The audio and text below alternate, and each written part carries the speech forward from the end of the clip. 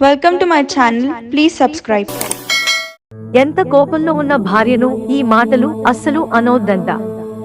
జ్యోతిష్యులు చెబుతున్న సూచనలివే. భర్త తన భార్యతో మాట్లాడకూడని కొన్ని చెడు మాటలు మాట్లాడటం చాలా సార్లు ఇళ్లలో కనిపిస్తుంది.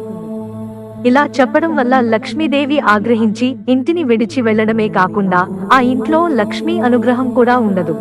దీనివల్ల ఇంట్లో ఎలాంటి శుభకార్యాలు జరగవు. ఇంట్లో భార్యను ఇంటి లక్ష్మిగా భావిస్తారని, స్త్రీని మాత లక్ష్మి స్వరూపంగా భావిస్తారు. కట్టుకున్న భార్యను అగౌరవపరచడం లేదా వారితో చేదు లేదా అవమానకరమైన మాటలు చెప్పడం, ఇలా చేయడం వల్ల లక్ష్మీదేవి ఆ ఇంట్లో ఎప్పుడూ నివసించదు. ప్రతికూల శక్తి ఇంట్లోకి ప్రవేశిస్తుంది. కాబట్టి మీరు మీ భార్యతో లేదా ఇంట్లో ఏ స్త్రీతో మాట్లాడేటప్పుడు కొన్ని విషయాలు గుర్తుంచుకోండి మరియు కొన్ని విషయాలు చెప్పకండి. మీ భార్యతో మాట్లాడేటప్పుడు ఆమెను ఎప్పుడూ దుర్భాషలాడకండి. ఆమెను దుర్వినియోగం చేయడం వల్ల మీ ఇంటికి ఎప్పటికీ శ్రేయస్కరం ఉండదు. మీ కెరీర్లో మీరు ఎప్పటికీ ఉన్నతంగా ఎగరలేరు.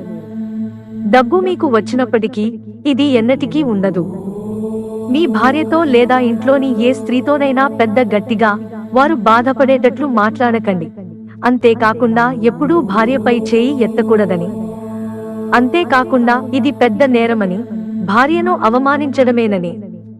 అదే సమయంలో చాలాసార్లు మగవాళ్లు ముందు కనిపిస్తారని అన్నారు.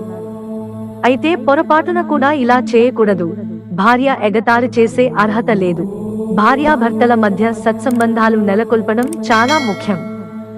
ఎందుకంటే ఇది లక్ష్మీదేవి మీ ఇంట్లోకి రావడానికి ముఖ్యమైన మార్గం. మీరు నమ్మకపోతే మీ స్వంత జీవితంలో ప్రయత్నించవచ్చు. ఎక్కడ స్త్రీ గౌరవించబడుతుందో ఆ ఇల్లు చాలా నిండి ఉంటుంది.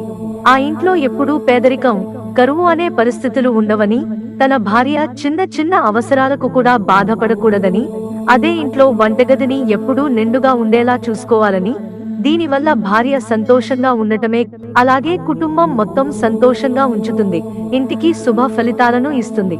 ఇవన్నీ ఏ ఇంట్లో ఉంచుకున్నారో ఆ ఇంట్లోని వారు ఆరోగ్యంగా ఉంటారు. సానుకూల శక్తి ఇంట్లోకి ప్రవేశిస్తుంది. మిత్రులారా, మాకు మీ సహకారం అందించడానికి వీడియోను లైక్ చేయండి. ఇంట్రెస్టింగ్ వీడియోస్ కోసం ఛానల్ సబ్స్క్రైబ్ చేసుకోవడం మర్చిపోకండి. ధన్యవాదాలు.